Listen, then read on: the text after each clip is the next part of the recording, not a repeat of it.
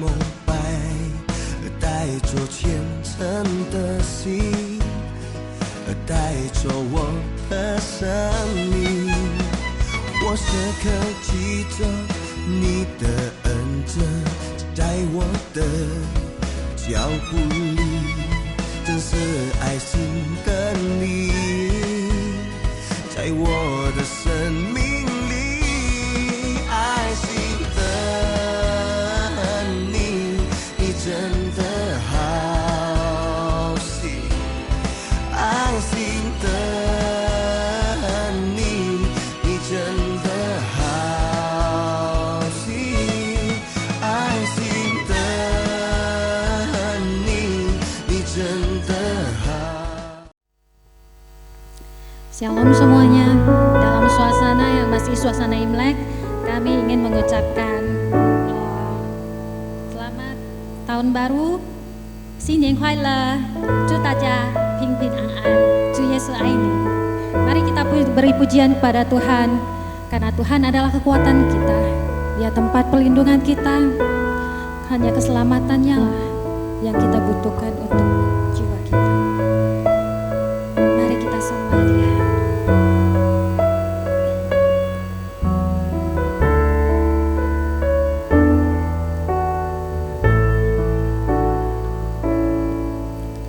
Hanya Kau Tuhan, kekuatanku, tempat perlindunganku.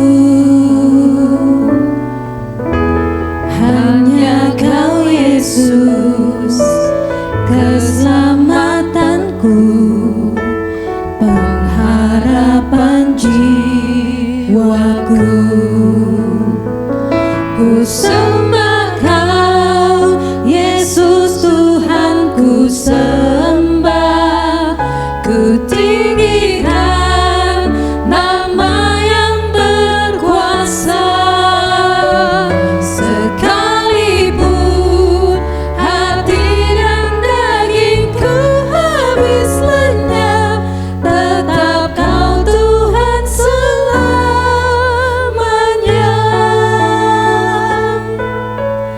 Mari kita ulang pujian ini. Tuhan adalah kekuatan kita. Hanya Kau Tuhan, kekuatanku, tempat perlindunganku. Hanya Kau Yesus, keselamatanku, pengharapan jiwaku. Ku sembah Kau, Yesus Tuhan ku sembah, ku tinggikan nama yang berkuasa. Sekalipun hati dan dagingku habis lenyap, tetap Kau Tuhan selamanya. Ku sembah Kau, Yesus Tuhan ku sembah, ku tinggikan nama yang berkuasa. Sekalipun hati dan dagingku habis lenyap, tetap Kau Tuhan selamanya. Tuhan selamat. Tetap Kau Tuhan selamanya. Haleluya Yesus. Terima kasih Tuhan buat kekuatan yang daripadamu ya Bapa, buat perlindungan dan keselamatan yang masih Engkau berikan kepada kami ya Bapa. Kami bersyukur kami memiliki Bapa yang begitu luar biasa di dalam hidup kami. Kami percaya dan akan selalu menjadi hamba yang setia. Terima kasih Tuhan, terima kasih. Mari kita naikkan syukur pada Tuhan, kasih-Nya yang begitu besar, kasih yang menemukan kita, menyelamatkan dan memulihkan kita. Haleluya.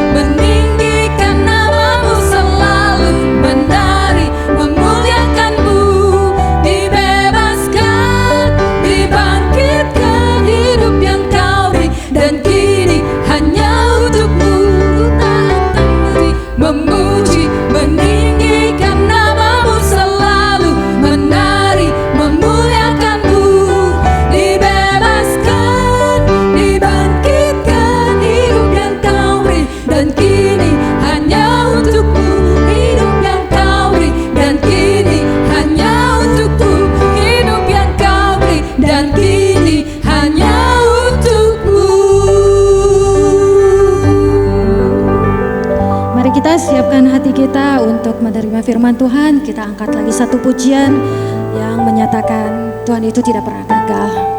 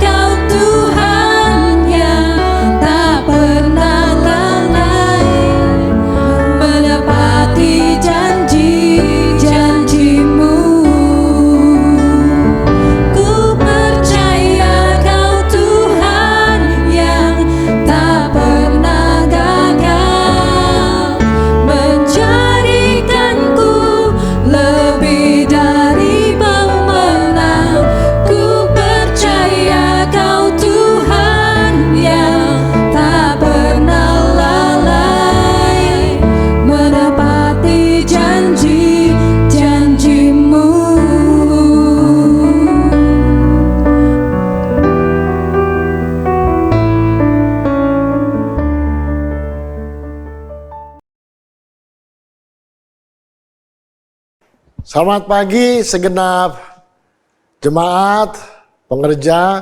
Terima kasih kepada Gembala Sidang yang sudah mengizinkan untuk saya melayani sekalipun lewat rekaman online ini. Saya percaya sukacita Tuhan, berkat Tuhan senantiasa ada.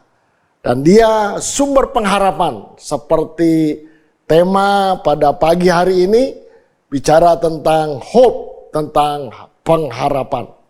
Baik, sebelum kita merenungkan, membaca firman Tuhan, mari kita tunduk kepala untuk berdoa bersama. Terima kasih Bapa Surgawi untuk kasih karunia Tuhan. Kalau kami boleh ada sampai hari ini, semata-mata ini karena kemurahan Tuhan. Bapa, kami tahu situasi yang masih tidak menentu, bahkan seringkali kami menjadi goyah oleh keadaan, tetapi sekali lagi kami mau nyatakan iman kami percaya bahwa Tuhan yang mengendalikan hidup kami, Tuhan yang memegang hidup kami, dan Tuhan yang ada itu adalah Tuhan yang memberi pengharapan untuk hidup kami, dan itulah Tuhan Yesus. Terima kasih urapan yang baru turun atas kami sekalian saat kami merenungkan kebenaran firman Tuhan. Di dalam nama Tuhan Yesus, Kami berdoa dan mengucap syukur. Mari sama-sama katakan amin. Sekali lagi saya ucapkan terima kasih untuk kesempatan yang diberikan dari Gereja Sidang Jemaat Allah Puri dan Geraha Indah. Ya, dan bagus sekali ketika digabung menjadi Gereja Sidang Jemaat Pugar. Ya, oh luar biasa. Nah, seperti tadi saya sudah katakan ada tema yang datang kepada saya bicara tentang harapan. Ya, kita tahu semua orang perlu harapan. Terlebih di hari-hari seperti ini, ya, khususnya ketika kita semua dunia bahkan masuk ke pandemi COVID, ya, kemudian sudah berjalan sekian lama, korban berjatuhan dan sebagainya. Hari-hari ini sepertinya ada setitik harapan. Ya, karena apa? Karena vaksin sudah mulai diketemukan dan mulai bisa didistribusi. Ya, dan itu setidaknya membuat ada pengharapan, ada semangat ya untuk kita bisa berlangsungnya hidup. Tetapi sayang juga ya pengharapan yang terlalu sepertinya seperti apa ya, akhirnya banyak orang yang juga yang pikir oh sebentar lagi ada vaksin, kemudian kita bebas-bebas untuk keluar ya, dan akhirnya menjadi korban juga. Tapi di atas segalanya mari kita serahkan hidup kita kepada Tuhan sebab Dia sumber pengharapan. Nah, pagi ini saya ingin mengajak kepada jemaat sekalian untuk membuka di dalam kitab Yeremia. Ya, Yeremia pasal 29 ayat yang sudah sangat terkenal yaitu ayat 11. Yeremia pasal 29 ayat 11. Ya, saya bacakan demikian bunyi firman Tuhan. Sebab aku ini mengetahui rancangan-rancangan apa yang ada padaku mengenai kamu. Demikianlah firman Tuhan, yaitu rancangan damai sejahtera dan bukan rancangan kecelakaan untuk memberitakan kepadamu hari depan yang penuh harapan. Sangat beralasan untuk orang percaya hidup di dalam kemenangan, hidup di dalam sukacita. Kenapa? Karena hari depan yang akan kita jalani nanti itu adalah hari depan yang Tuhan janjikan penuh kemenangan. Ya, yang penuh harapan. Dan itulah ya yang Tuhan berikan. Nah, sedikit tentang ayat ini, jemaat perlu mengetahui bahwa ayat ini ditulis oleh Nabi Yeremia. Nabi Yeremia menuliskan surat ini, mengirimnya ke Babel. Babel itu Irak sekarang. Di mana pada waktu itu ada banyak orang Israel yang ditawan di Babel.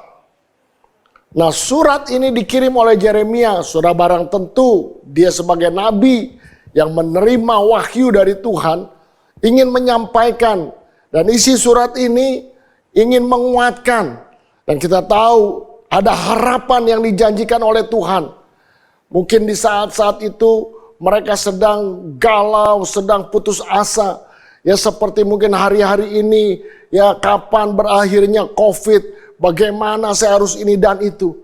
Nah, di saat ketidakmenentuan itu datang, maka firman Tuhan menguatkan. Dan waktu itu Tuhan juga berkata bahwa untuk memberikan kepadamu hari depan yang penuh harapan. Saya percaya tulisan ini bukan saja berlaku pada waktu lalu, tetapi pada waktu sekarang juga. Sebagai anak-anak Tuhan, tetap firman Tuhan itu dulu, sekarang, dan selama-lamanya. Amin. Nah, mari kita belajar bersama dari satu ayat ini yang menerangkan bahwa di dalam Tuhan ada harapan. Saya coba untuk membagi kepada 3 bagian. Dan 3 bagian itu saya katakan 3 kepastian. Sebagai orang percaya kita punya kepastian di dalam Dia. Nah, kepastian yang pertama dimulai dengan kata atau kalimat sebab aku. Saya ingin menggarisbawahi sebab aku. Aku di situ menyatakan Tuhan. Sebab aku ini mengetahui rancangan. Saudara dan saya hidup di dalam kasih karunia Tuhan. Tuhan yang menulis ayat ini berkata bahwa aku yang berotoritas, aku yang berkuasa, aku yang menentukan masa depan yang penuh harapan. Saudara dan saya tidak boleh bimbang, tidak boleh tidak percaya. Nah, waktu saya merenungkan firman Tuhan, saya mendapati Tuhan sendiri berkata, aku. Ya, sebab memang Tuhan tidak punya embel-embel yang lain. Kalau saudara perhatikan di sini bilang sebab aku, Tuhan ingin menekankan aku yang berkuasa. Mari saya coba untuk lebih menyederhanakan. Karena di dalam kitab Keluaran pasal 3 ayat 13 dan 14, pada waktu itu Musa yang dipilih oleh Allah untuk menjadi hambanya, ya, untuk membawa bangsa Israel keluar dari tanah Mesir. Dia akan berhadapan dengan Firaun, dia yang akan diutus. Musa juga bimbang. Dan Musa bilang, kalau nanti bangsa Israel bertanya, siapa yang aku utus? Di dalam kitab Keluaran berkata, aku adalah aku. Jadi kata aku di situ luar biasa. Langsung kepada pernyataan dia adalah dia adanya. Bukankah kebanyakan di hari-hari yang kita jalani dalam kehidupan ini, kita seringkali atau hampir pada umumnya kita mendompleng, ya, untuk menyatakan siapa saya, ya, kemudian menyatakan seberapa kemampuannya, kebisaannya, dan sebagainya. Seringkali kita harus ikut menyertakan embel-embel. Jadi mungkin contoh, ya, kalau dibilang siapa itu Timothy? Itu Timothy siapa? Gitu kan. Nah, mau tidak mau untuk lebih dikenal, mungkin untuk lebih menjadi berbobot, mungkin bilang Timothy bla bla bla. Ya, siapa itu Rudy? Oh, Rudy anaknya. Sehingga kita juga tahu ada nama kepanjangan, ya, Rudy bin, ya, alias dan sebagainya. Nah, kalau sudah perhatikan embel-embel itu seringkali untuk menyertakan, lebih menyatakan bahwa oh dia tuh punya kemampuan karena ada bla bla blanya. Oh iya, terang aja siapa dia? Oh dia, ya kan? Nah gitu, ya, jadi ada embel-embelnya. Tapi buat Tuhan, dia tidak perlu embel-embel. Karena memang dia adalah dia adanya. Amin. Dia adalah sesungguhnya aku adalah aku adanya. Dia yang awal, dia yang akhir. Dia pencipta segalanya. Untuk itu ketika Tuhan mengucapkan janji ini, bangsa Israel diminta untuk percaya dan teguh bahwa aku yang akan memberikan masa depan yang penuh harapan. Untuk itu saudara dan saya tidak pernah rugi mengenal Tuhan. Kita serahkan hidup kita sepenuhnya kepada Tuhan. Karena kita ada di dalam tangan Dia Allah yang ajaib. Dia Allah yang berkuasa. Pernyataan ini seharusnya membuat saudara dan saya sungguh-sungguh bersyukur.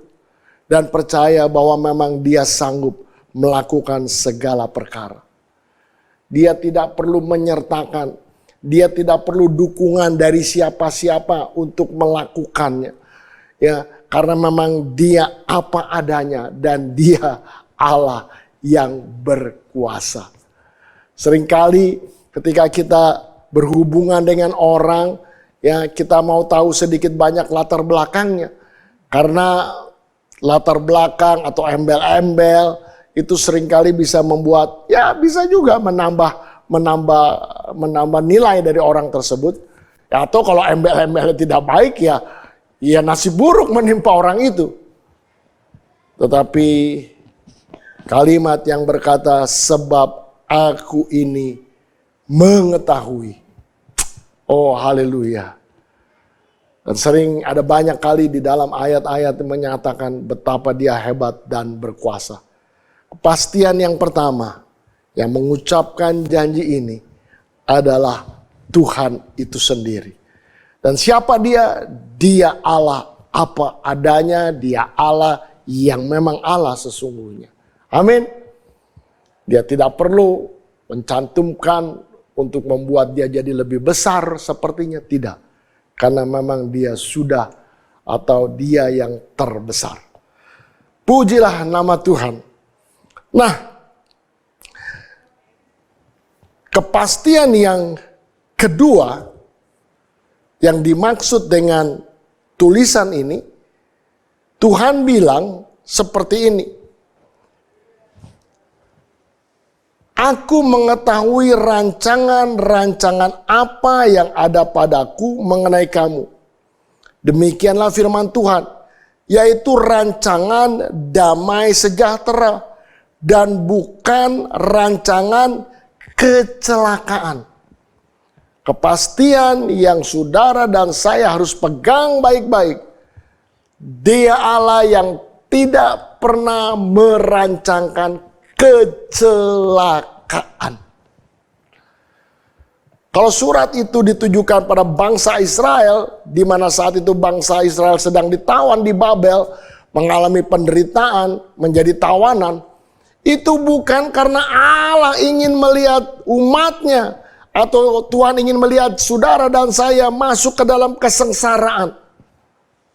No, Allah tidak pernah merancangkan yang tidak baik, katakan amin. Allah selalu merancangkan yang terbaik. Bahkan terbaik yang dia serahkan, yang dia bikin buat saudara dan saya surga, dia bayar dengan nyawanya. Tetapi kalau mengalami sesuatu yang tidak baik, itu oleh karena sebuah pilihan. Ada banyak orang yang tahu bahwa Tuhan itu besar, baik, luar biasa.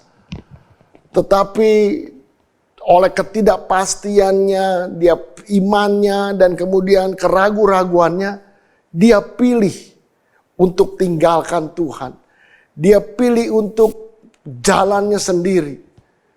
Dan firman Tuhan katakan ada banyak orang yang menyangka jalan itu lurus tapi ujungnya maut. Itulah langkah yang kita lakukan di luar Tuhan. Mungkin awalnya kelihatannya baik, tetapi sesungguhnya maut. Allah tidak pernah rancangkan yang tidak baik. Ya, tidak pernah. Arti rancangan itu memberitahu bahwa ada sesuatu yang sudah direncanakan. Ya, waktu Allah bilang, ya, aku mengetahui rancangan, berarti Allah sudah merencanakan yang terbaik. Kalau saudara membaca di dalam firman Tuhan, saudara akan terkagum-kagum betapa memang Allah itu Allah yang detail, Allah yang bukan asal-asalan, Allah yang melakukan sempurna adanya. Waktu dia ciptakan bumi ini, dia tidak menciptakan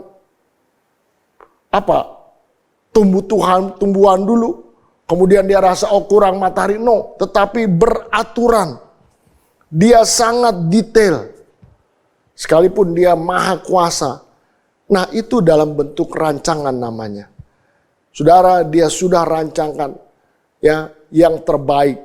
Dia tahu keadaan saudara dan saya, dia tahu kemampuan, dia tahu segala hal. Seperti dia merancangkan segala sesuatu karena memang dia Allah yang detail. Dan ingat, rancangan itu adalah rancangan yang mendatangkan damai sejahtera. Nah, hari ini tidak kebetulan tanggal 14 Februari.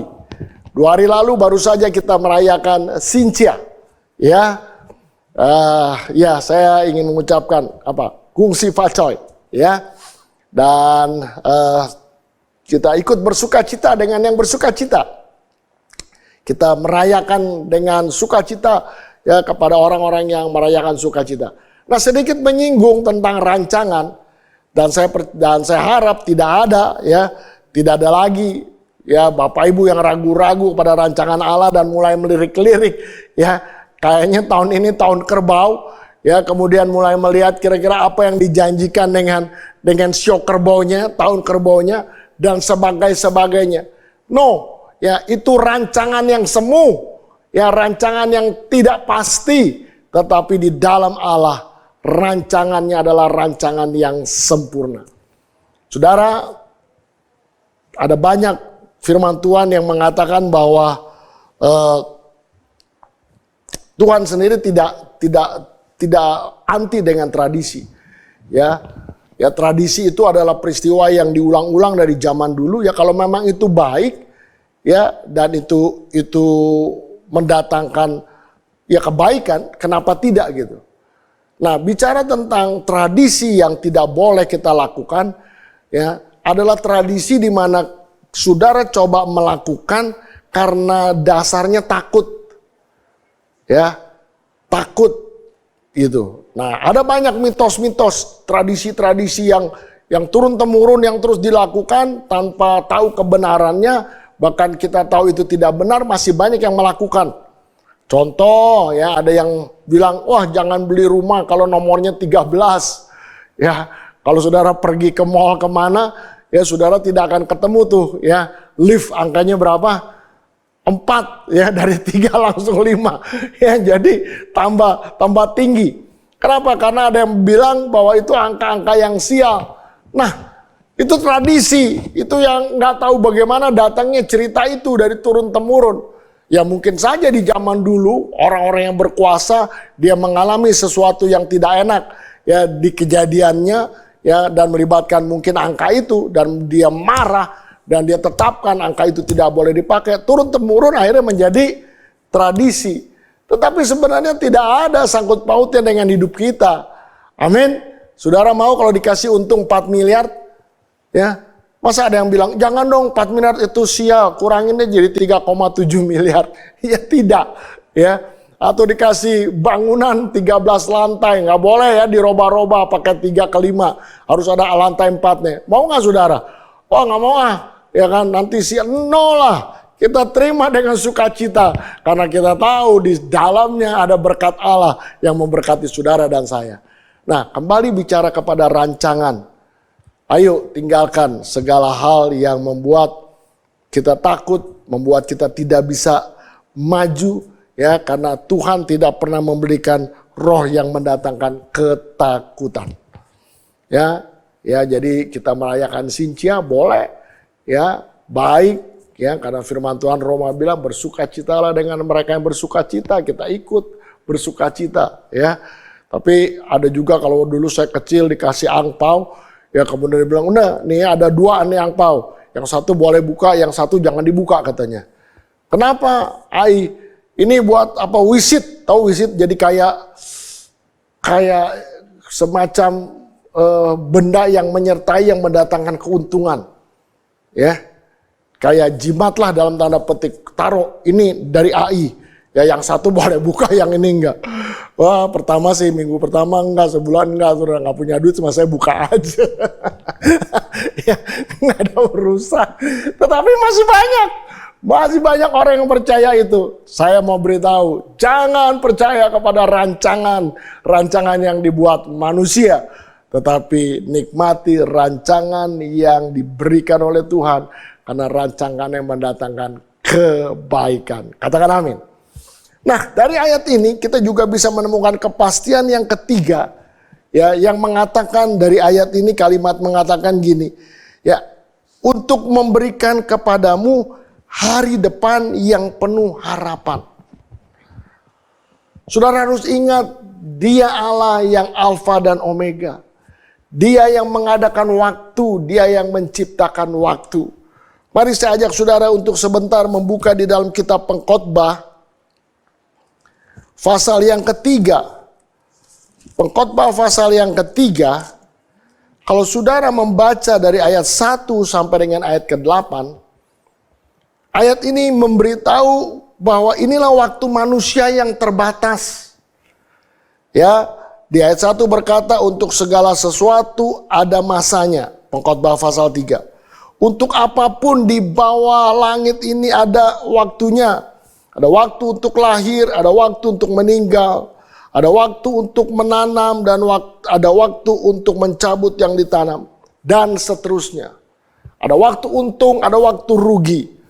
Ya, tetapi intinya ayat ini ingin memberitahu bahwa inilah keadaan manusia yang sangat terbatas. Semua ada masanya, semua ada waktunya. Tetapi pujilah nama Tuhan. Kalau membaca ayat 11, Tuhan berkata seperti ini. Ia di sini Tuhan membuat segala sesuatu indah pada waktunya. Waktunya siapa? Waktunya Tuhan, kairosnya Tuhan. Bahkan Ia memberikan kekekalan dalam hati mereka. Tetapi manusia tidak dapat menyelami pekerjaan yang dilakukan Allah dari awal sampai akhir. Nah, kalau tadi Pengkhotbah 3 ayat 1 sampai 8 memberitahu itulah waktunya manusia, kronosnya manusia. Tetapi ayat 11 memberitahu ada waktunya Allah. Nah, waktu yang terbatas dari manusia ini, yang mungkin dalam pikiran manusia, saya tidak mungkin lagi bisa, saya tidak mungkin lagi mampu. Ya, karena terbatas. Tetapi ayat 11 bilang, aku yang menciptakan waktu. Aku yang memberi yang terbaik pada waktuku. Artinya apa? Waktu Tuhan bilang di dalam Yeremia pasal 29 ini, hari depan yang penuh harapan, Dia yang mengendalikan waktu. Mungkin hari ini ada yang bilang, gak mungkin lah, gak mungkin. Ya, tetapi kalau Allah bilang itu mungkin, sebab bagi Dia tidak ada yang mustahil. Tidak ada yang bisa tidak terjadi. Semua bisa terjadi. Dan yang dijanjikan itu adalah harapan masa depan. Jemaat yang dikasih Tuhan, Bapak Ibu, mungkin sekian bulan, hampir 1 tahun, sebentar lagi ya COVID melanda dunia. Yang dimulai dari negara lain, yang memporak-porandakan ya kan sendi-sendi kehidupan. Ya sampai banyak yang mengalami bangkrut, bahkan mengalami banyak hal yang tidak pernah terpikirkan. Ya karena memang belum pernah terjadi kita alamin, kita pernah dengar dulu ya ada virus-virus yang menakutkan, penyakit. Tetapi hari ini kita langsung menyaksikan dan mengalami. Kemudian bagi orang-orang yang mungkin hari ini sudah sepertinya terpuruk habis, angkat kepalamu kalau kau dengar firman Tuhan ini. Ada Dia Allah yang aku adanya, sanggup memberikan masa depan penuh harapan. Kenapa? Karena Dia yang pegang kendali. Karena Dia yang menciptakan waktu. Bersandar terus kepada Dia. Jangan mau dibohongi. Jangan mau ditipu oleh gambaran, rancangan. Atau apa saja yang datang dari manusia. Janji manusia terbatas. Dunia ini fana. Tetapi janji Allah itu ya dan amin. Untuk itu mari ya kita akan mengangkat kepala. Kita bersuka cita.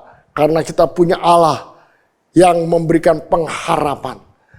Dia mampu untuk menghidupkan yang mati sekalipun. Oh, itulah Tuhan. Di dalam nama Tuhan Yesus yang kita sembah.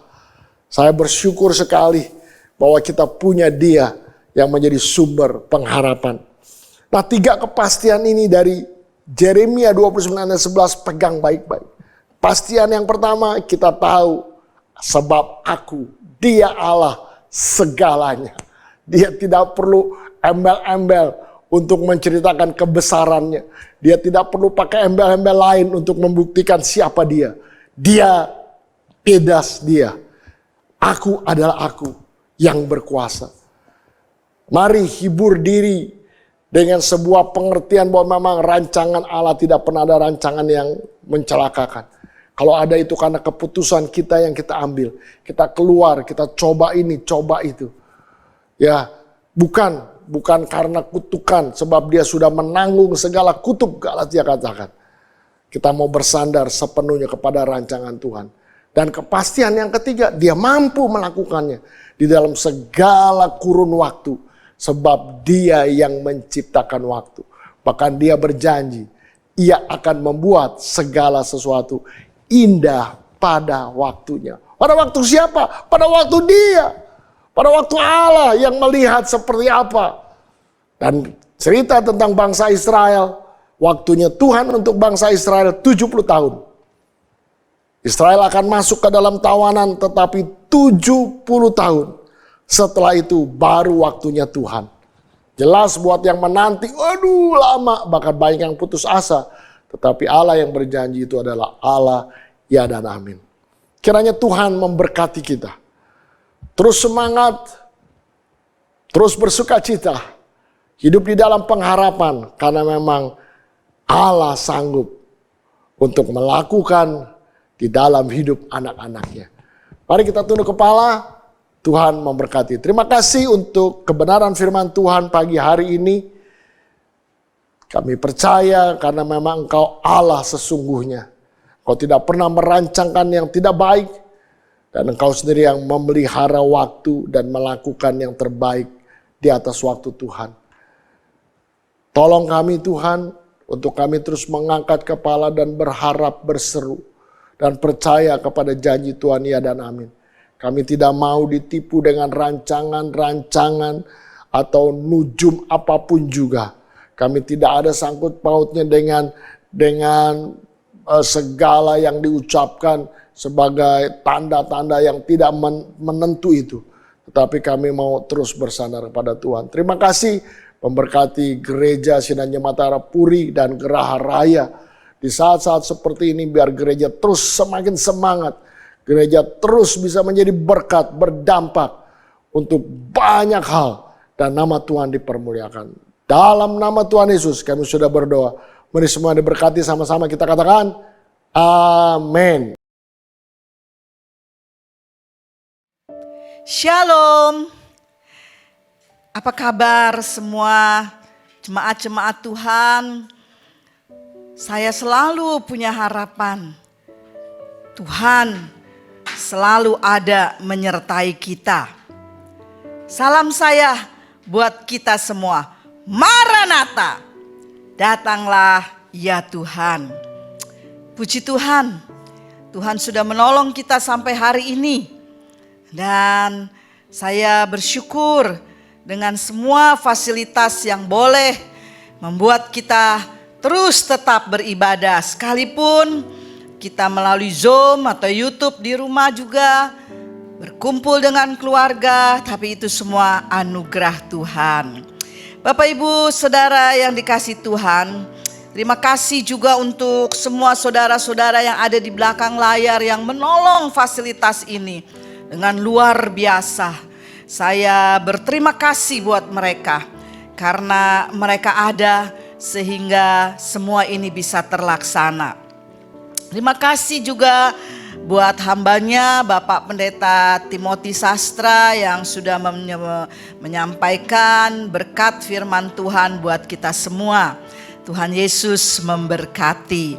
Bapak Ibu Saudara yang ada di rumah di hari-hari ini, khususnya pada tanggal 12 Februari kemarin, ada beberapa saudara kita juga yang ikut merayakan Imlek. Saya mau berkata Kyonghi ya, dan juga anak-anak muda dengan khasnya mereka juga melewati hari Valentine Day 14 Februari ya, pas tanggal hari ini yang dikenal dengan hari kasih sayang. Bapak Ibu Saudara yang dikasihi Tuhan, pesan saya pada pagi ini saya ambil dari Amsal pasalnya yang ke-19 ayat yang ke-17 yang berkata, siapa menaruh belas kasihan kepada orang yang lemah memiutangi Tuhan, dan Tuhan yang akan membalas perbuatannya. Ada kisah nyata yang boleh saya sampaikan sehubungan dengan ayat ini. Ada seorang yang berusia 53 tahun, dia bernama John Rockefeller. Dan dia didiagnosis menderita penyakit langka. Vonis dokter memprediksi hidupnya tinggal 1 tahun lagi.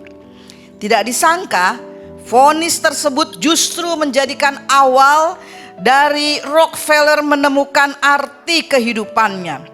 Ia mulai mendonasikan sebagian besar uangnya kepada gereja, kepada kaum papa, serta mendirikan yayasan yang diberikan nama Yayasan Rockefeller seperti namanya.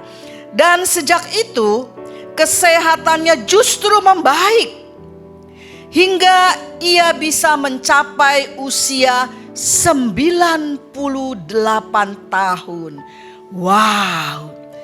Prediksi dokter hanya 1 tahun lagi. Tapi ternyata dia bisa hidup sampai 98 tahun. Selama hidupnya, Rockefeller ini tercatat telah menyumbangkan 550 juta US dollar bagi mereka yang membutuhkan. Wow, ini sesuatu yang dahsyat. Nah, Bapak Ibu Saudara dikasih Tuhan, hati yang penuh belas kasih selalu menarik perhatian dari Tuhan yang akan memperhitungkan setiap tindakan yang dilakukan kita bagi orang lain yang membutuhkan. Pemulihan kesehatan, pemenuhan kebutuhan, hidup kerukunan dalam keluarga hingga dikasih orang menjadi upah yang Tuhan berikan bagi orang-orang yang mengerti berbelas kasihan kepada sesamanya. Nah, inilah salah satu penghambat atau penyimpangan untuk menuju pengharapan bila kita tidak melakukannya. Tema kita masih berbicara mengenai pengharapan. Bagaimana dengan kondisi, situasi yang ada saat ini? Masihkah kita memiliki belas kasihan sehingga kita rela menyisihkan, membagikan demi menjawab kebutuhan orang lain? Belas kasihan bisa berupa materi, tapi juga bisa berupa moral. Kata-kata yang membangun misalnya. Waktu-waktu untuk menyapa, untuk mendorong, memberi support, agar saudara-saudara kita tidak ada yang menyerah, mundur, cemas, khawatir, tawar hati dalam situasi pandemi yang berkepanjangan ini. Mari kita mau bangkit dan melakukan semua ini yang akan memiutangi Tuhan, dan Tuhan yang akan membalas semua perbuatan kita ini. Dan inilah menjadi sesuatu harapan saya juga kepada seluruh jemaat-jemaat Puri dan Geraha. Immanuel, Tuhan Yesus beserta kita. Haleluya. Dan akhirnya saya akan menutup ibadah ini. Saya mengajak kepada saudara-saudara yang ada di rumah, kita akan satu di dalam doa, mensyukuri apa yang Tuhan sudah tolong di dalam hari-hari kita. Kita akan tetap semangat menjalani hari-hari ini.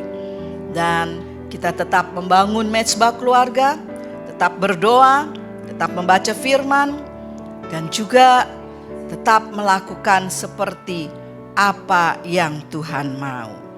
Mari kita akan satu di dalam doa. Terima kasih Tuhan untuk ibadah yang boleh kami bersama-sama menikmatinya.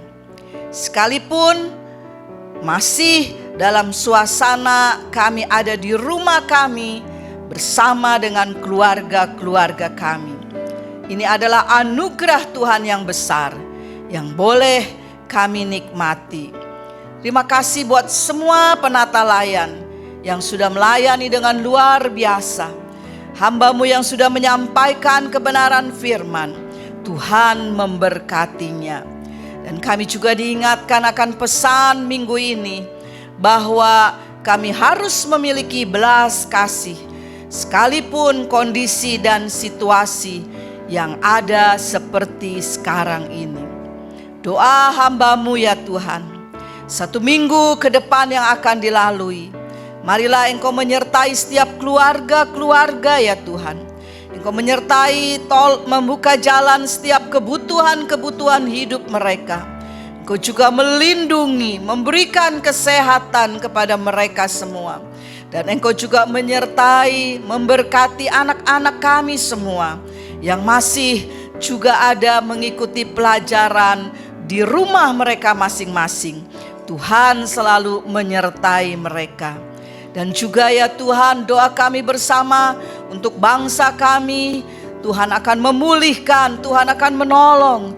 Ada banyak korban dari pandemi ini, dari virus corona ini. Namun kami tetap memohon kepada Tuhan. Tuhan menjamah dan Tuhan memulihkannya. Tuhan berkatilah Indonesia, berkatilah setiap hamba-hambamu, berkatilah setiap gereja-gereja, setiap jemaat-jemaatmu di mana saja Tuhan. Kuatkan dan teguhkan hati mereka semua. Terima kasih Tuhan, Engkau baik dan selalu baik. Kalau hari ini ada jemaat-jemaat yang sedang sakit, hamba berdoa di dalam nama Yesus, kuasa bilur Tuhan akan bekerja dan menjamah mereka. Kalau ada pergumulan-pergumulan yang dihadapi apapun itu bentuknya, hamba berdoa di dalam nama Yesus, Tuhan membuka jalan, Tuhan menguatkan untuk mereka tetap setia di dalam Tuhan. Terima kasih Tuhan. Dan sekarang hamba-Mu akan turunkan berkat buat semua jemaat-jemaat-Mu yang ada di rumah, baik jemaat Puri, Geraha ataupun siapa saja yang sedang mengikuti ibadah ini. Mari Bapak Ibu Saudara yang ada di rumah, angkatlah tangan-Mu untuk terima berkat Tuhan. Penyertaan Tuhan, penyertaan Yesus, penyertaan Roh Kudus akan selalu ada bersama dengan kita. Dari saat ini sampai Maranatha, Tuhan Yesus datang kembali. Kita semua yang sudah terima berkat Tuhan dan tetap memiliki pengharapan kepada Tuhan, mari kita katakan bersama-sama, amin. Selamat hari Minggu, Tuhan Yesus memberkati.